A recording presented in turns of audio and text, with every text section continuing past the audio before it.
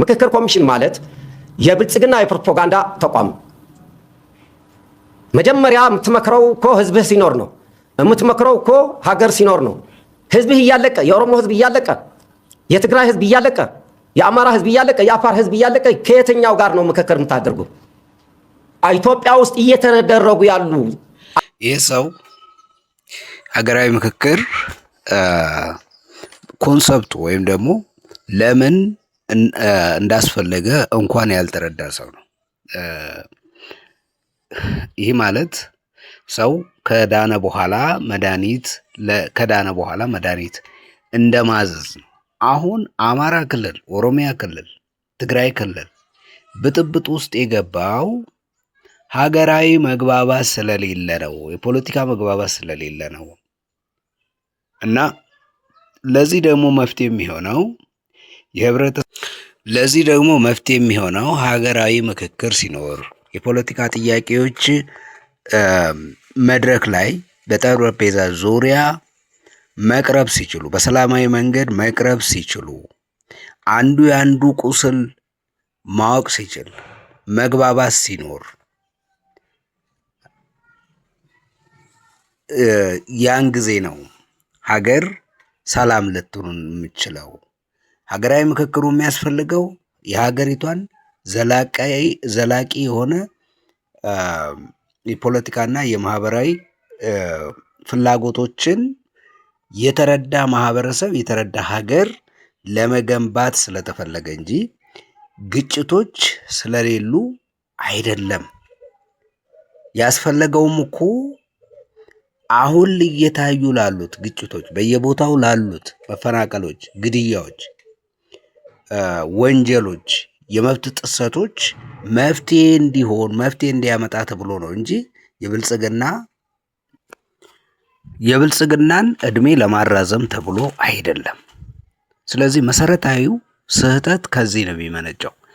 አንዳንድ የፖለቲካ ፍላጎታቸውን ከዚህ በፊት እንደለመዱት በኃይል ለማስፈጸም የሚፈልጉ ኃይሎች አሉ። ለምሳሌ አንድ ምሳሌ የሚሆነው ይሄ ሰው የፖለቲካ ፍላጎቶች ሁሉ በኃይል ይመለሳሉ ብሎ የሚያምን ሰው ነው። ነገር ግን ያልተረዳው ነገር ቢኖር ያ ኃይል በሌላ ኃይል እየተተካ ሀገሪቷን፣ ማህበረሰቡን ቀውስ ውስጥ የሚከት እንጂ ዘላቂ መፍትሄን የሚያመጣ አይደለም። ያሉ የፖለቲካ ቁርሾች፣ ልዩነቶች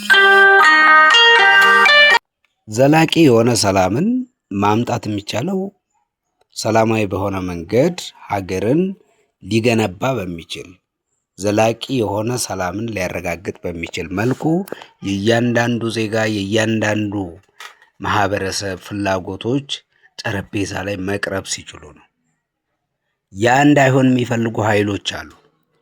ያ እንዳይመጣ የሚፈልጉ ኃይሎች አሉ። እነኚህ ኃይሎች ሁሌም የፖለቲካ ፍላጎታቸውን፣ የኢኮኖሚ፣ የማህበራዊ ጉዳያቸውን ሊያስፈጽሙ የሚፈልጉት በሌሎች ዋጋን በማስከፈል ሌሎች ንጹሐንን በመገበር ነው ያንን ፍላጎታቸውን ሊያስቀጥሉ የሚችሉት። በተለይ ማህበራዊ ቅቡልነት የሌላቸው ፓርቲዎች ምንም አይነት ድርድርና የሰጥቶ መቀበል ሐሳብ የሌላቸው ስለሆኑ ፍላጎቶቻቸውን ሁሉ ሊያስፈጽሙ የሚፈልጉት በኃይል ነው። ትቀበላለህ አትቀበልም በሚል እንጂ ሁሉንም አሸናፊ በሚያደርግ የተበደሉትን ሊክስ በሚችል ተጠያቂነት በሰፈነበት መንገድ እንዲፈጸም አይፈልጉም። ከዚህ ውስጥ አንዱ ቲፒኤልኤፍ ነው። ቲፒኤልኤፍ የትግራይ ህዝብን ላለፉት 51 እና ከዛ ዓመት በላይ ለሆነ ዋጋ ያስከፈለ ፓርቲ ነው። ይሄ ፓርቲ እስካሁን በህልና ላይ የቆየው፣ እስካሁን በስልጣን ላይ የቆየው በኃይልና በኃይል ብቻ ነው እንጂ በህብረተሰቡ የሚያቀነቅነውን ቲፒኤልኤፍ የሚያቀነቅነውን የፖለቲካ አጀንዳ ገዝቶት አይደለም። በህዝብ ፍላጎት አይደለም ስልጣን የያዘው። ከጫካ ጀምሮ በትጥቅ በኃይል ብቻ ነው የመጣው። አሁንም መቀጠል የሚፈልገው በዚሁ መንገድ ነው። ምክንያቱም ከዚህ ውጭ ከሆነ በዲሞክራሲያዊ መንገድ በሰጥቶ መቀበል መንገድ ለመደራደር አቅም የለውም። የበደለውን ህዝብ ይቅርታ ለመጠየቅ አቅም የለውም። ምክንያቱም በወንጀል የተዘፈቀ ኃይል ነው። ይሄ ብቻ አይደለም፣ ሌሎችም አሉ። በአማራ ክልል አሉ፣ በኦሮሚያ ክልል ውስጥም እንዲሁ አሉ።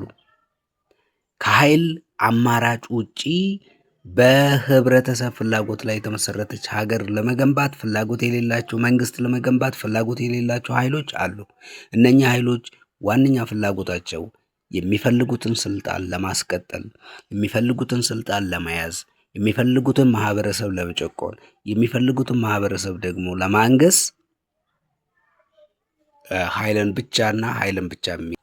ስለዚህ ሀገራዊ ምክክር በተመቻቸና በተደላደለ መስመር ላይ መንገድ ላይ የሚደረግ ተግባር ሳይሆን በአስቸጋሪ ሁኔታ ውስጥ ያለን ማህበረሰብ ካለበት አስቸጋሪ ሁኔታ ውስጥ ለማውጣት የሚደረግ ትግል ነው።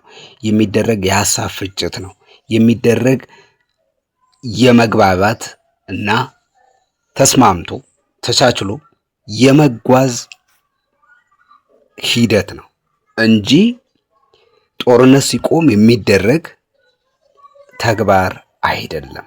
ግጭት ሲቆም የሚደረግ፣ ግጭት እስኪቆም ድረስ ደግሞ የሚቀር ተግባር አይደለም። ድርድርና ንግግር፣ መግባባት ጊዜ የሚሰጠው ጉዳይ አይደለም። ስለዚህ ነው እነኚህ ኃይሎች የሀገራዊ መግባባትን የሚረዱበት መንገድ የተለየ ነው። ለዚህ ነው አጥብቀው የሚያመሩት የሚጠሉትም።